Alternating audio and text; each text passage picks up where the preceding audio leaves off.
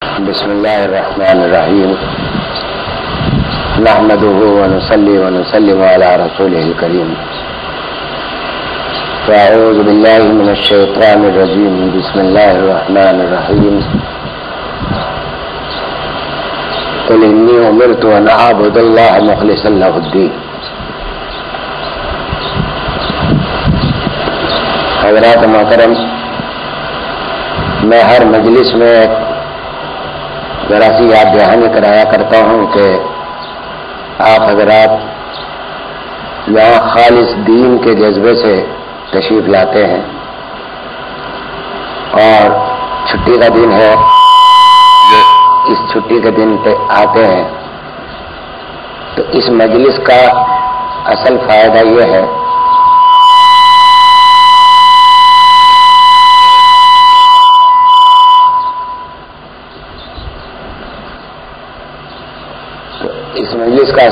یہ ہے کہ جو کچھ یہاں کہا جاتا ہے یا آپ سنتے ہیں اس میں جتنی بات کو فوراً شروع کیا جا سکے عملاً اور جتنی بات کو فوراً چھوڑا جا سکے عملاً اس کی نیت کر کے بیٹھیں کہ آج جو کچھ بھی سامنے آئی گئی بات اس بات میں سے جو کچھ ہم فوراً شروع کر سکتے ہیں اس میں دیر نہ لگائیں، کیونکہ یہ فائدہ ہے کہ جو کام ٹال دیا جاتا ہے وہ پھر چلتا ہی رہتا ہے اور شیطان پھر اس کو چلنے نہیں دیتا. اور اللہ تعالیٰ کا وعدہ ہے کہ جو لوگ میرے بندے جب میری رضا کے لیے میری خاطر کہیں جمع ہوتے ہیں تو فرشتے ان کے لیے دعائیں کرتے ہیں اور ان دعاؤں پر جو یہاں کی جاتی ہے ان پر آمین کہتے ہیں. اور حق تعالیٰ شانہ فخر سے فرشتوں سے پوچھتے ہیں کہ لوگوں یہ بتاؤ کہ تم نے میرے بندوں کو کس حال میں چھوڑا؟ تو وہ کہتے ہیں کہ ہم نے اس حال میں چھوڑا کہ آپ کے نیک بندے آپ کا ذکر کر رہے تھے، آپ کی رضا کے لیے جمع تھے. تو حق تعالیٰ شانہ بہت خوش ہو کر فرماتے ہیں کہ دیکھو یہ میرے بندے ہیں اور یہ تم نے ان کو میری یاد میں چھوڑا ہے تو میں ان کو محروم نہیں کروں گا. اس وقت جو آیت میں نے تلاوت کی ہے، ہر آیت قرآن کریم کی بہت سے علوم ایسے علوم پر مشتمل ہے کہ اس کو بیان کرنا بھی انسان کے بس کی بات نہیں. یہ ایک آیت کا چھوٹا سا ٹکڑا ہے، کہنے کو چھوٹا ہے لیکن حقیقت میں اس کے اندر بہت سارے اسباق ہیں. ترجمہ اس کا یہ ہے کہ قل کہہ دو اے رسول، انی امرت کہ مجھے حکم دیا گیا ہے ان اعبد اللہ کہ میں اللہ کی عبادت کروں. کس طرح کروں؟ مخلص اللہ الدین، کہ اس کے لیے مخلص ہو کر، دین کے لیے مخلص ہو کر عبادت کروں. اب ذرا کئی باتیں قابل غور ہے. ایک تو یہ کہ جہاں جہاں قرآن کریم میں قل آیا ہے، قل کے معنی ہے کہہ دو، تو سوال یہ پیدا ہوتا ہے کہ حق تعالیٰ شانہ کو ضرورت کیا تھی یہ کہنے کی کہ قل کہ تم کہو، کیونکہ نبی کریم صلی اللہ تعالیٰ علیہ وسلم کے تو فرائض منصبی میں سے ہے یہ بات کہ جو کچھ اللہ تعالیٰ کی طرف سے وحی آئے وہ امت کو پہنچا دے. اگر قل نہ بھی کہتے تب بھی پہنچائی جاتی، اور اس بات کو بہرحال ان کا فرض منصبی تھا نبی کریم صلی اللہ علیہ وسلم کو، اور آپ اس معاملے میں اتنے محتاط تھے حق تعالیٰ شانہ کے کسی حکم کے امت تک پہنچانے میں کہ ادنا سی کوتاہی کے لیے بڑی بڑی وعید کی آیتیں بھی قرآن کریم میں آئی حضور صلی اللہ علیہ وسلم کے لیے. تو اس لیے قل کی کہنے کی ضرورت نہیں تھی، لیکن قل کہا تو اس کا مطلب یہ ہے کہ اے رسول اس اور تو سب باتیں تم پہنچاتے ہی ہو، لیکن یہ بات جو ہم اب کہہ رہے ہیں یہ کہہ کر کے تم کہہ دو، اس میں یہ ایک حکم ہے کہ یہ ضرور اس امت تک پہنچا دو اس بات کو تو یہ بات کوئی بہت اہم ہے. چنانچہ جتنی بھی جگہ قل آیا ہے وہاں ایسے معاملات اور ایسے مضامین کا بیان ہے کہ جو بہت ہی اہم ہے, بنیادی حیثیت سے ان کے اندر انسان کی فلاح اور صلاح کے بہت سے سامان ہیں. یہاں ارشاد ہوتا ہے انی امرت, کیا کہہ دو, یہ بتا دو امت کو کہ مجھے حکم دیا گیا, رسول صلی اللہ علیہ وسلم کو حکم دیا جا رہا کہ میں اللہ کی عبادت کروں, اللہ کی بندگی کروں, لیکن کس طرح کروں؟ مخلص اللہ الدین, مخلص ہو کر دین کے لیے اخلاص کے ساتھ عبادت کروں. تو یہاں ایک نقطہ قابل غور ہے کہ اصل مقصد تو یہ ہے کہ امت کو یہ بات پہنچانی ہے حضرت صلی اللہ علیہ وسلم سے زیادہ اخلاص سے زیادہ عبادت کرنے والا اس دنیا میں کوئی بندہ نہیں تھا. ظاہر ہے کہ اخلاص کا جو درجہ حضرت صلی اللہ علیہ وسلم کو حاصل تھا وہ کسی دوسرے کو ممکن ہی نہیں تھا کہ حاصل ہو سکے. تو آپ کے اندر پہلے سے اخلاص موجود ہے, اور جو نمازیں پڑھتے ہیں, جو عبادت کرتے ہیں, جو بھی کام کرتے ہیں, نبوت کے احکامات کو پہنچا رہے ہیں, وہ سب اخلاص کے ساتھ پہنچا رہے ہیں. اس میں دنیا کی کسی مفاد کا یا ذاتی مفاد کا کوئی شائبہ تک نہیں ہوتا. تو یہاں نقطہ یہ ہے کہ کہنا تو مقصود یہ ہے کہ امت سے یہ کہہ دو کہ جب تم عبادت کرتے ہو, عبادت کرو تو اخلاص کے ساتھ کیا کرو.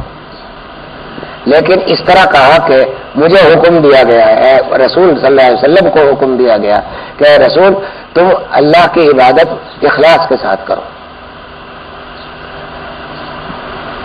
تو جب حضور کو یہ حکم ہے کہ اخلاص کے ساتھ عبادت کرو, اور امرتو کا لفظ ہے کہ مجھے حکم دیا گیا, یہ بھی نہیں کہ وہ امر کا صیغہ نہ ہو, امر کی بات نہ ہو, باقاعدہ اللہ کا حکم ہے. تو ایک تو نبی کریم صلی اللہ تعالیٰ علیہ وسلم پر اخلاص بنسبت اور جتنا تھا اس سے بھی زیادہ اہم ہو گیا, ضروری ہو گیا, فرض ہو گیا. دوسرے امت تک یہ بات پہنچانی تھی کہ عبادت جب تک خالص نہیں ہے وہ عبادت کہلانے کی مستحق نہیں. اخلاص کی اصل میں آج اسی لیے عرض کرتا ہوں کہ الحمدللہ میرے اس وقت جو آپ حضرات موجود ہیں اور آپ کے متعلقین الحمدللہ عبادت بھی کرتے ہیں, اللہ کا نام بھی لیتے ہیں, ایمان کی نعمت بھی اللہ تعالیٰ نے دلوں میں ڈال رکھی ہے, جس کی وجہ سے اللہ کا خوف بھی ہے, اللہ سے امید بھی ہے, اور ایمان کا درجہ حاصل ہے.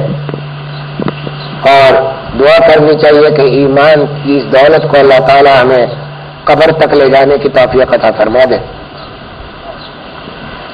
تو ایمان بھی موجود ہے اور عبادت بھی کرتے ہیں, نماز بھی پڑھتے ہیں, زکوٰۃ دیتے ہیں, حج بھی کرتے ہیں.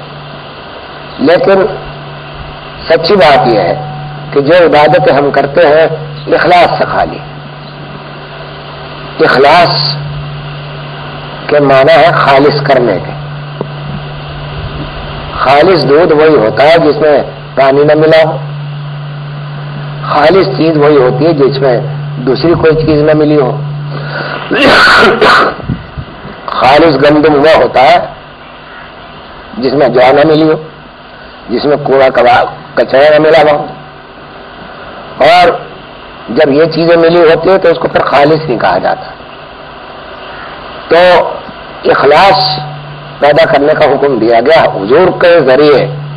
پہلے حضور کو دیا گیا, اور جب حضور کو دیا گیا, حضور صلی اللہ تعالیٰ علیہ وسلم تو حق تعالی شانہ کے محبوب ہے, حبیب اللہ خطاب ہے آپ کا.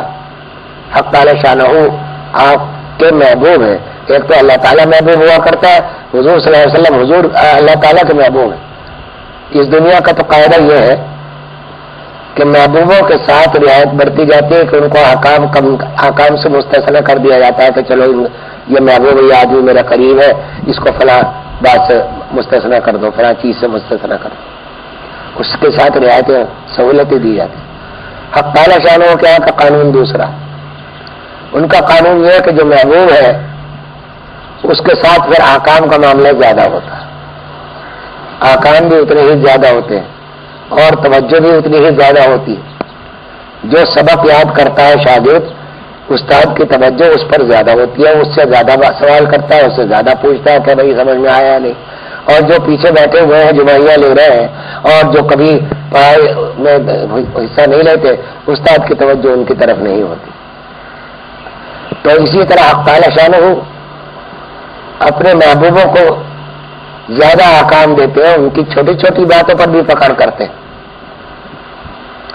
تو اس لیے ایک بات تو یہ ہے کہ یہاں اس دنیا میں حضور صلی اللہ تعالی علیہ وسلم پر احکامات زیادہ تھے، چنانچہ ایک روایت میں تہجد دوسروں کے لیے نفل ہے لیکن حضرت صلی اللہ علیہ وسلم پر فرض تھا۔ تہجد کی نماز حضرت صلی اللہ تعالی علیہ وسلم پر فرض تھی۔ تو محبوبوں کے ساتھ زیادہ معاملہ ہے کہ جو چیز دوسروں کے لیے نافلہ ہے، نفل والی ہے، وہ ان کے لیے فرائض میں سے۔ اس میں ایک اور بات بھی ہے، اور میں تو اس کو یہی سمجھتا ہوں کہ ہم تو یہ سمجھتے ہیں کہ جتنے زیادہ احکام ہمیں ملیں گے اتنی ہی زیادہ ہمارے اوپر پابندیاں اور گرانی ہوگی، لیکن حضرت صلی اللہ تعالی علیہ وسلم کا معاملہ اور اولیاء اللہ کا معاملہ اور اصحاب کا معاملہ ہمیشہ یہ رہا۔ اور آپ کا تو فرمان ہے، حدیث میں فرمایا کہ نماز میری آنکھوں کی ٹھنڈک ہے، اور ایک حدیث میں دنیا کے بارے میں یہ فرمایا کہ اگر دنیا کی وقت اتنی بھی ہوتی جتنی مچھر کا پر ہوتا ہے تو کفار کو یہ دنیا کا کوئی حصہ نہ دیا جاتا ہے، کہ بے حقیقت چیزیں اس لیے کفار کو دے دی۔ تو حضرت صلی اللہ تعالی علیہ وسلم کو تو یہ نماز کا حکم دینا اور اخلاص کا حکم دینا اور تہجد کا فرض کرنا آپ کی آنکھوں کی ٹھنڈک میں اضافہ کرنا ہے۔ آپ کو تو نماز آپ کی غذا تھی، نماز آپ کا شوق تھا، نماز آپ کی بندگی کا عجیب طریقہ تھا، اور جو اولیاء اللہ کو جو لذتیں نماز میں آتی ہے اور اصل اخلاص کے ساتھ جو نماز ہوتی ہے وہ ہمیں نصیب نہیں ہے، اس واسطے ہم اس کو باہر سمجھتے ہیں۔ ورنہ جن لوگوں کو نماز کی حقیقت حاصل ہے ان سے پوچھئے کہ نماز کیا چیز ہے، اس نماز سے کیا ملتا ہے، کیسے علوم دلوں پر القاء ہوتے ہیں، کس طرح حق تعالی شانہ کی محبت دل میں آتی ہے، کیسے اللہ تعالیٰ سے ہم کلامی کا شرف حاصل ہوتا ہے، اندر ہی اندر اللہ تعالیٰ سے رابطہ چلتا رہتا ہے، باتیں چلتی رہتی ہیں، ایک طرف سے خیال آ رہا ہے کہ دیکھو یہ ایسا کر لو، دوسری طرف سے شیطان کہہ رہا ہے کہ نہیں ایسا مت کرو، اور آپ اسے لڑ رہے ہیں، جنگ کر رہے ہیں اللہ تعالیٰ کے خاطر۔ ایک عجیب قسم کی ایک خاص مصروفیت ہے اللہ والوں کو، ہر وقت رہتی ہے، کوئی لمحہ خالی اس سے نہیں۔ تو اس واسطے اخلاص کو پیدا کرنے کا یہاں حکم دیا گیا۔ عرض یہ کرنا ہے کہ ہم اخلاص کیا ہے پہلے تو اس کو سمجھیں، اور پھر جب یہ سمجھ لیں تو پھر یہ دیکھیں کہ ہمارے اندر اخلاص کا کتنا درجہ ہے بھی یا نہیں ہے، اور اگر نہیں ہے تو پھر اس کو حاصل کرنے کی کوشش کریں اور اس کے حاصل کرنے کا طریقہ معلوم کریں کہ کہاں سے حاصل ہوگی وہ اخلاص کس طرح حاصل ہو۔ یہ مراحل ہے جو ضروری ہے۔ دیکھیں ہم نماز پڑھتے ہیں، نماز اللہ تعالیٰ نے ایک ایسی عبادت قرار دی ہے کہ اس کو مقصود بنا دیا ہے دنیا کا بھی اور آخرت کا بھی، نماز کو، کیونکہ یہ حق تعالی شانہ سے محبوب سے عاشقین کی ملاقات ہے۔ نماز جو ہے اس میں حق تعالی شانہ سے ہم کلام ہوتے ہیں، اللہ تعالیٰ سے اپنی گزارش کرتے ہیں، ان کے سامنے اپنی عاجزی کا اظہار کرتے ہیں۔ تو نماز یعنی دنیا کو حاصل کرنے کے لیے بھی جب قرآن کریم میں آیا کہ اگر تم نماز قائم کرو اور امر بالمعروف اور نہی عن المنکر کا فریضہ انجام دو تو ہم تمہیں دنیا میں حکومت دیں گے۔ دنیا میں اس لیے حکومت دیں گے کہ تم نماز قائم کرو، حکومت دینے کا مقصد بھی یہ نماز ہی ہے، تو نماز کو اگر کوئی درست کر لے تو عبادتوں کی دوسری روح، عبادتوں کی روح حاصل ہو جاتی ہے اخلاص کے ساتھ. یہاں ایک واقعہ عرض کروں کہ اخلاص دو طرح سے ہوتا ہے. ایک اخلاص تو یہ ہے کہ کچھ کرنا، یعنی مثلا عبادت کرنی ہے تو وہ کیسے کی جائے، ایک تو یہ ہے. اور اخلاص کا ایک دوسرا طریقہ یہ ہے کہ کچھ نہ کرنا، کہ کچھ غلط چیزیں ہیں جو گناہ ہے، اللہ کے نافرمانی کے چیزیں ان سے بچنا. تو گویا اس میں بھی اخلاص کی ضرورت ہے کہ کس طرح بچا جائے. اس لیے نہ بچا جائے کہ میرا اس میں کوئی فائدہ ہے، اس لیے نہ بچا جائے کہ مجھے صحت حاصل ہوگی مثلا، یا اور دوسرے کوئی فوائد حاصل ہو، بلکہ بچنے میں بھی خالص اللہ ہی تعالیٰ کے لیے بچا جائے کسی گناہ سے، اور کرنے میں بھی عبادت اللہ تعالیٰ ہی کو خاص اسی کے ارادے سے کی جائے اور کسی سے نہ کی جائے. مجھے یہاں ایک واقعہ یاد آیا. امام ابو حنیفہ رحمۃ اللہ تعالی علیہ، ان کے بیٹے کا نام تھا حماد. یہ ان کا زمانہ ایسا تھا کہ ظاہر ہے کہ اس زمانے میں نہ تو کوئی ٹیکنالوجی تھی، نہ ٹی وی تھا، نہ ریڈیو تھا، اور کوئی تفریحی سامان نہیں تھے جو آج کل کے زمانے میں مہیا ہے، جو بہت زیادہ گمراہ کن بھی ہے. اس زمانے کی سب سے بڑی ایکٹیویٹی یہ ہوتی تھی کہ مختلف مناظرے ہوا کرتے تھے، اور وہ مناظرے تو علماء کے درمیان ہوتے تھے، لیکن عوام ان میں بہت کچھ عوام تو تفریحی نقطۂ نظر سے شرکت کرتے تھے کہ یہ بھی دیکھیں کہ بھائی کون کس طرح کے دلائل دے رہا ہے، کون جیت رہا ہے، کون ہار رہا. ایسے یہ جیسے آپ کشتی دیکھ رہے ہو، دو پہلوان لڑ رہے ہو، تو وہاں دیکھتے ہیں کہ بھائی کس نے کیا داؤ چلا، اسی طرح وہاں دلائل چلتے تھے، وہ داؤ ہوتے تھے.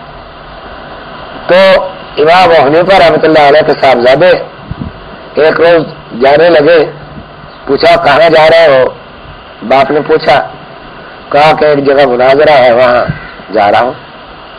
کہا بیٹا مناظرے ہم نے بھی کیے ہیں، لیکن میرا خیال یہ ہے کہ تم مناظرہ نہ کرو، مناظرے سے بچو. تو اس نے پوچھا کہ بجان کیوں؟ اس لیے تو یہاں یہ تو دین کی خدمت ہے کہ ہم دین کو واضح کریں، ایک باطل عقیدے کو صحیح کر دے یا کسی کا خیال درست کر دے تو دین کی طرف آئے گا آدمی. ہاں فرمایا کہ ہاں یہ فائدہ تو ہوتا ہے، لیکن بات یہ ہے کہ جب ہم مناظرہ کرتے تھے تو ہمارے پیش نظر یہ ہوتا تھا اور ہم دعا یہ کیا کرتے تھے کہ حق بات مخالف کی طرف سے نکلے، حق بات ادھر سے آئے تاکہ ہم اس کو قبول کر لیں.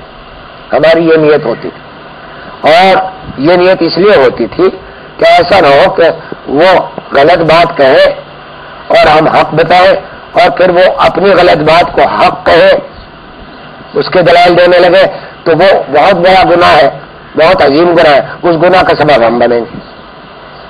سمجھے کہ وہ غلط بات پر باطل پر اڑے گا. باطل پر اڑنا ایک تو باطل کا ایک تو گناہ کرنا ہے اور ایک گناہ پر اصرار کرنا. اللہ پناہ میں رکھے گناہ پر اصرار بعض دفعہ کفر تک لے جاتا. سمجھے؟ تو گناہ تو اس لیے دیکھیں امام ابو حنیفہ کی نظر کہ فرماتے ہیں کہ ہم اس لیے مناظرہ کیا کرتے تھے کہ ہم دعا بھی یہ کرتے تھے کہ حق بات کہیں ادھر سے آ جائے، اور ادھر سے آئے گی تو ہم حق قبول کر لیں گے آسانی سے. لیکن اگر ادھر سے باطل آیا ہمارے لیے واجب ہوگا کہ ہم اس باطل کا رد کریں. جب ہم رد کریں گے تو وہ اپنی بات کو اونچا رکھنے کے لیے اس باطل کے دلائل دے گا اور حق گناہ پر اصرار کرے گا، تو یہ ہمیں بہت برا لگتا تھا. اب اگر تم اس جذبے کے ساتھ مناظرہ کرنا چاہتے ہو تو کرو، ورنہ آج کل تو یہ عام طور سے یہ ہوتا ہے کہ مناظرے میں دو پہلوان لڑ رہے ہوتے ہیں، وہ اپنا داؤ مار رہا ہوتا ہے، یہ اپنا داؤ مار رہا ہوتا ہے، اور اس کی پرواہ نہیں ہوتی کہ کیا صحیح ہے اور کیا غلط ہے.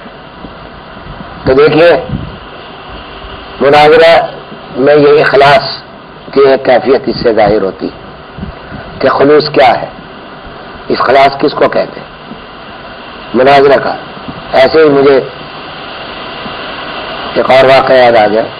آج کل مدارس دینیہ قائم ہے، ان پر بڑی قدغن بھی لگی ہوئی ہے، ان پر نظر بھی بہت ہے دشمنوں کی. دین جو مدارس صحیح ہے اور حق تعالی شانوں کے خوف کے ساتھ ایمان کے ساتھ چل رہے ہیں، یہ دین کی حفاظت کے اڈے ہیں.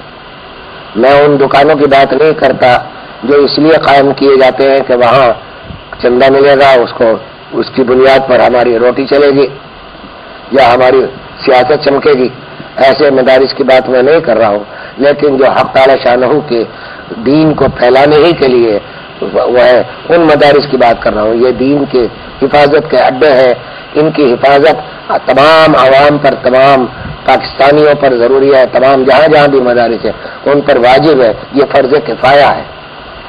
کچھ لوگ اگر ادا کر رہے ہیں تو آپ کے اوپر سے وہ فرض ادا ہو گیا، لیکن اگر سب یہ فرض ادا نہیں کریں گے تو تمام قوم گنہگار ہو. تو مجھے یاد آیا واقعہ کہ تھانہ بھون میں حضرت مولانا اشرف علی تھانوی رحمۃ اللہ علیہ قدس اللہ سرہ کا ایک مدرسہ تھا، خانقاہ تھی. وہاں کچھ لوگوں نے کچھ عرصے کے بعد ایک مدرسہ دوسرا قائم کرنے کی کوشش کی. آپ کو بھی معلوم ہوا. تو پہلے خود اپنے دل کو ٹٹولا کہ اس مدرسے سے قائم ہونے سے آپ کو خوشی ہو رہی ہے اندر اندر یا کچھ دکھ ہو رہا ہے. خیر ایک نتیجے پر پہنچے. پھر یہ محسوس ہوا کہ چھوٹی سی جگہ ہے، تھانہ بھون بہت چھوٹی جگہ تھی، وہاں ایک دینی مدرسہ قائم ہے اور صحیح بنیادوں پر، صحیح سنت کے طریقوں پر اس کی بنیاد ہے. کوئی چندہ وندے کی اپیل نہیں ہوتی، خود ہی جو کچھ اللہ تعالیٰ کہیں سے بھیج دیتے ہیں اس سے مدرسہ چل رہا ہے. تو اس لیے اگر کوئی دوسرا مدرسہ قائم ہوا تو یہاں کمپٹیشن کی فضا قائم ہو جائے گی اور ضرورت سے بھی زیادہ ہوگا. کیونکہ اگر ایک چھوٹے سے محلے میں ایک مسجد ہو تو کافی ہے. اگر وہاں 3 مسجدیں ہو جائیں تو پھر وہ زیادہ 2 مسجدیں ہو جائیں تو غیر ضروری ہوگا. اس کے کچھ نقصانات بھی ہوتے ہیں، فائدے بھی ہو سکتے ہیں. تو آپ نے یہ کیا کہ ان مدرسے کے منتظمین کے پاس خود ہی تشریف لے گئے اور فرمایا کہ بھائی مجھے بہت، میں نے اپنے آپ کو ٹٹولا، مجھے خوشی ہوئی کہ اب یہ ذمہ داری جو میں نے سنبھال رکھی ہے اب آپ اس کو سنبھال لیں گے. تو میری پیشکش یہ ہے کہ اس وقت جتنے اساتذہ میرے پاس کام کر رہے ہیں وہ میں آپ کے پاس بھیج دیتا ہوں، اور جتنا اس فنڈ میں کچھ پیسے لوگوں نے ڈال رکھے ہیں وہ فنڈ آپ کو دے دیتا ہوں اور مجھے آپ فارغ کر دیجیے.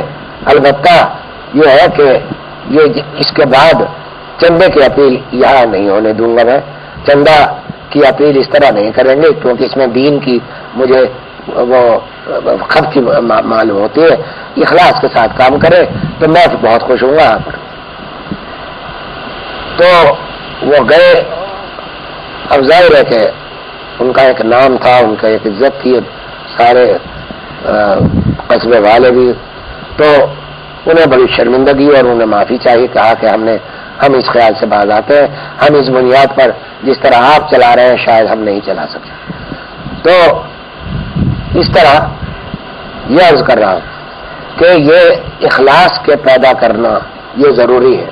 اگر اخلاص نہیں ہوگا تو وہ غیر خالص چیز ہوگی. جس طرح یہاں ایک بات عرض کروں کہ دودھ میں ملاوٹ کے کئی طریقے ہوتے ہیں. ایک طریقہ تو یہ ہے کہ دودھ میں پانی ملایا جائے. دوسرا طریقہ یہ ہے کہ پانی میں دودھ ملایا جائے، اور آج کل بہت سے لوگ یہ بھی کرتے ہیں. اور تیسرا طریقہ یہ ہے کہ دونوں کو، پانی کو، دودھ کو ایک علیحدہ دوسرے برتن میں ایک ساتھ ڈال دیا جائے. یہ بھی ملاوٹ کا ایک طریقہ ہوتا ہے. چنانچہ ایک لطیفہ یاد آیا کہ تو ایک دودھ والے سے کہا یار تم پانی ملاتے ہو؟ نے کہا قسم کھاتا ہوں میں نے پانی نہیں ملاتا. اور اس نے قسم کھا لی. کہا بھائی بالکل، میں دیکھتے ہوئے کہنے لگا کہ نہیں بالکل پانی نہیں ملاتا. انہوں نے کہا اچھا دیکھو انہوں نے کہا دکھاؤ میں کیا کرتا ہوں. انہوں نے کہا کہ میں دیکھو پانی میں دودھ ملاتا، دودھ میں پانی نہیں ملاتا. قسم کھا لی کہ میں نہیں ملاتا. تو اسی طرح عبادات میں بھی یہی 3 طریقے ہیں ملاوٹ کہ خالص عبادت میں کوئی غیر اللہ کے لیے، غیر اللہ کی کوئی غرض، دنیا کی کوئی غرض، ذات کی کوئی غرض، مال کی کوئی غرض ملا دی جائے. جیسے نماز اللہ کے لیے پڑھتے ہیں آپ، لیکن فرض کیجئے کہ آپ کسی کو نماز پڑھنے کے لیے کھڑے ہو رہے ہیں.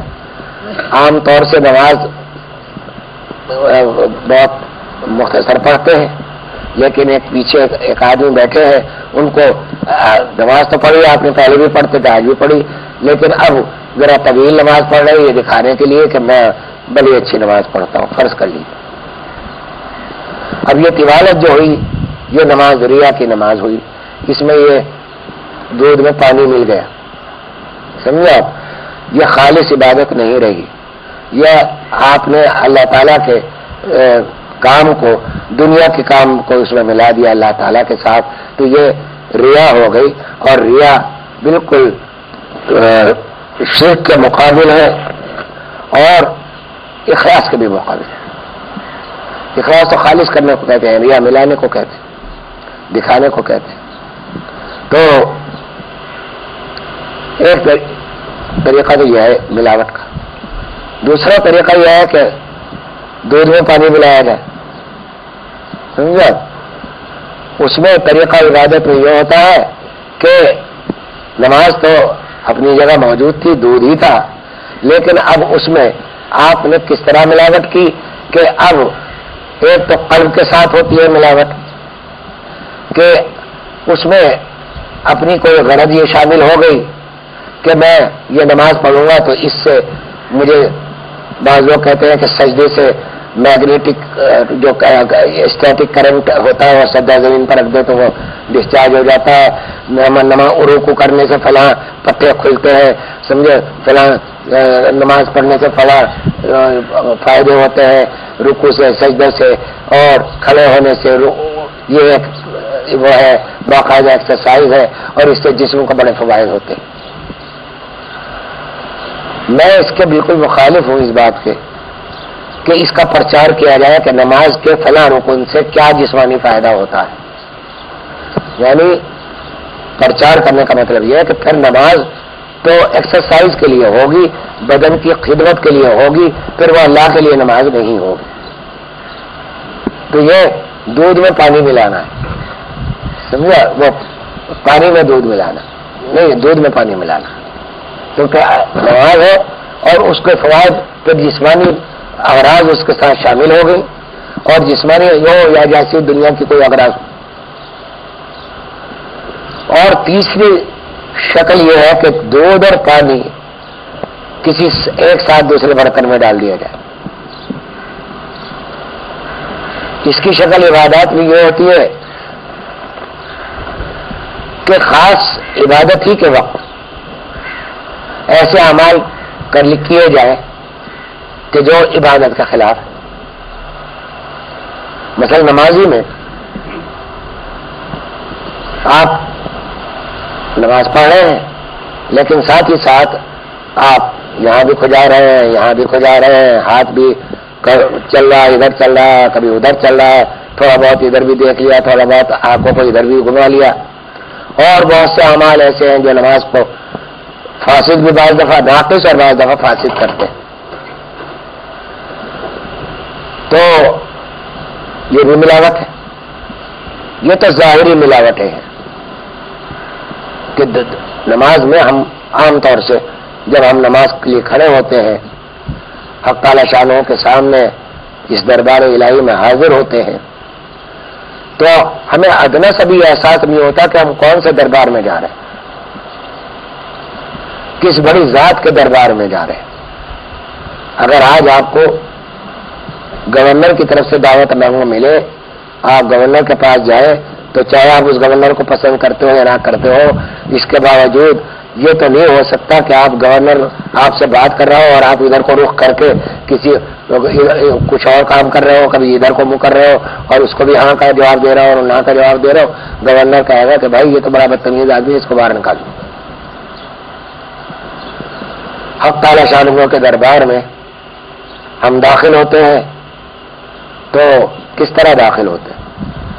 کھانا اترنے کو ہے، بھائی بھوک لگ رہی ہے، اچھا پہلے نماز پڑھ لیں. اب کیا ہو رہا ہے کہ جلدی جلدی نماز پڑھنی ہے کیونکہ کھانا اطمینان سے کھانا ہے. سمجھا؟ جبکہ حکم یہ ہے کہ اگر بھوک لگی ہو اور کھانا کا وقت قریب ہو تو مسجد میں جماعت کھڑی ہونے والی ہو تو چھوڑ دو، کھانا کھاؤ پہلے. سمجھا؟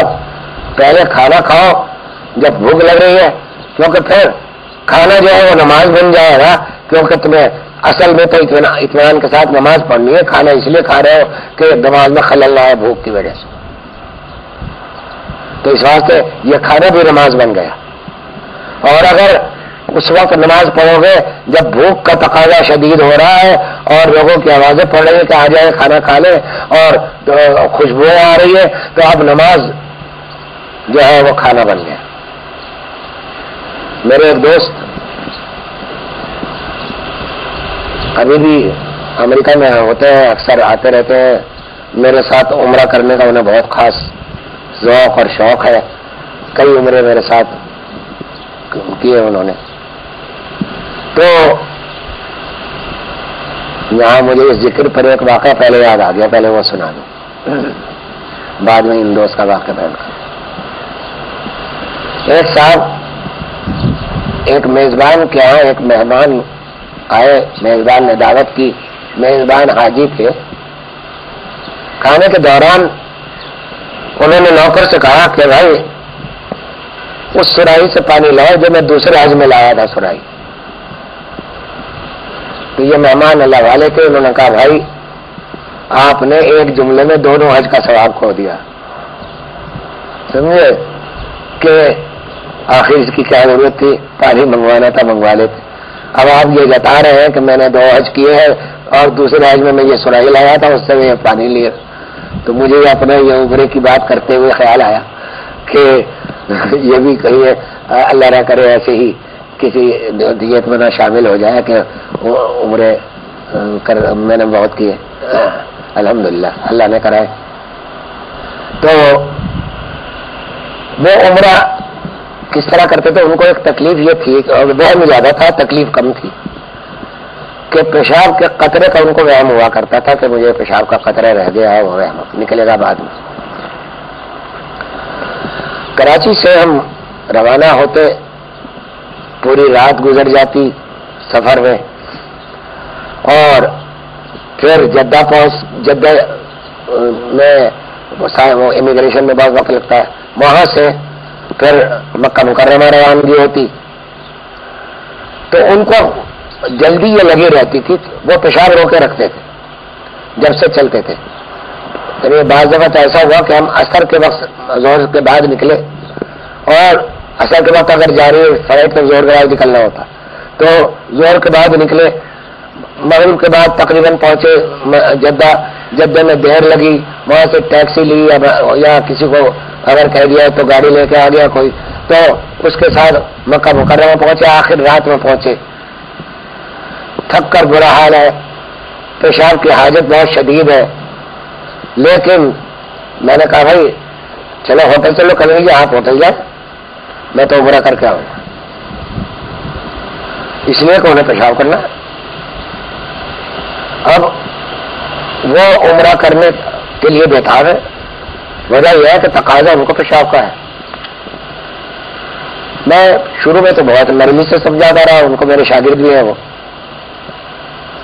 تو شروع میں تو نرمی سے سمجھایا رہا کہ بھائی یہ طریقہ صحیح نہیں ہے، اب ہوٹل جاؤ آرام کرو، اور اب اتنے تھک گئے ہو کہ اب اس تکان میں جو عمرہ کرو گے وہ اس میں مزہ کیا آئے گا، مزہ کا مقصود نہیں ہے، لیکن اس کے ارکان بھی کسی بے دلی کے ساتھ ادا ہوں گے، یہ کام نہ کرو. پڑھ کے سو جاؤ، صبح فجر میں جائیں گے، فجر کی نماز پڑھ کے پھر عمرہ کر لیں۔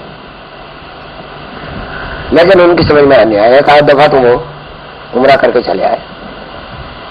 تو جب مجھے مربت بہت ہے طبیعت میں میرے، تو میں نے ایک روز سختی کے ساتھ ان سے کہا، میں نے کہا میاں تم خوش ہوتے ہو کہ میں نے عمرہ کر لیا اور میں فارغ ہو گیا، بوجھ اتار دیا ذہن سے، تم نے عمرہ نہیں کیا، تمہارا عمرہ تو پیشاب کے لیے ہوتا ہے، سمجھے، اور اس لیے عمرہ کرتے ہو کہ مجھے پیشاب کر دو۔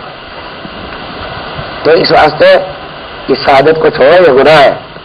تم اس کو سمجھتے ہو کہ ہم نے کوئی بڑا فضیلت حاصل کر لی، یہ فضیلت نہیں ملی، یہ اس میں تمہاری بے چینی پیشاب کے لیے ہے، سب کچھ چھوڑ رکھا تم۔ جب سے ان کو ہوش آیا، اور اس کے بعد خیر پھر وہ یہی کرتے ہیں کہ ہوٹل میں جا کے پہلے آرام کرتے ہیں، سفر کرتے ہیں۔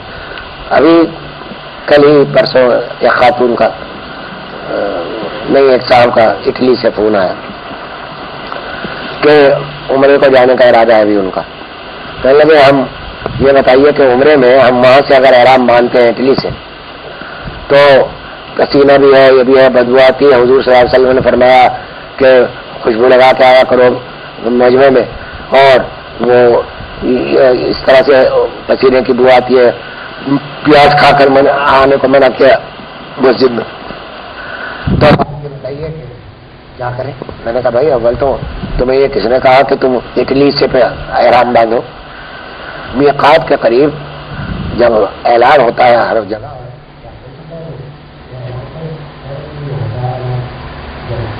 امریکہ کو لوگ آتے ہیں تو اٹلی سے آنے والوں کے لیے احرام ہوتا ہے کہ یہ میقات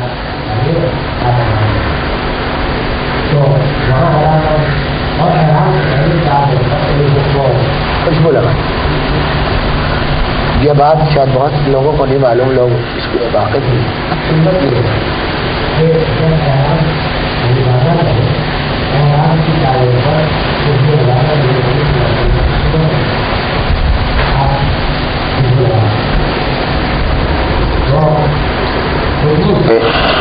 اس خوشبو کو لگانے، اس کے بعد پھر جو پسینے کی بدبو ہو یا جو بھی میلے کپڑے ہو یا میلا احرام ہو جائے تو پھر وہ سب محبوب ہے، اس لیے کہ وہ سب اللہ تعالیٰ کو پسند ہے۔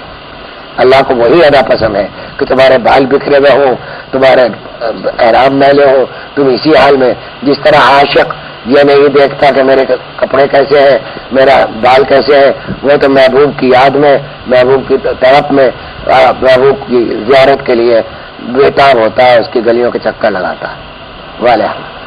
تو بہرحال خلاصہ یہ ہے کہ اخلاص کو پیدا کرنا چاہیے، اور بغیر اخلاص کے عبادت، دیکھیے یہاں میں یہ عرض کر دوں، اس کو سمجھنا بڑا مشکل، یعنی مانتے ہم سب ہیں، جانتے بھی سب ہیں، لیکن سمجھنے میں کمی ہوتی۔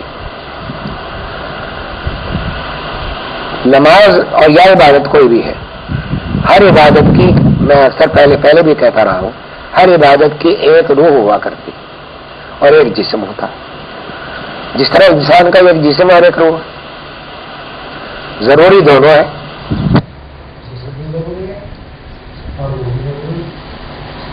لیکن اگر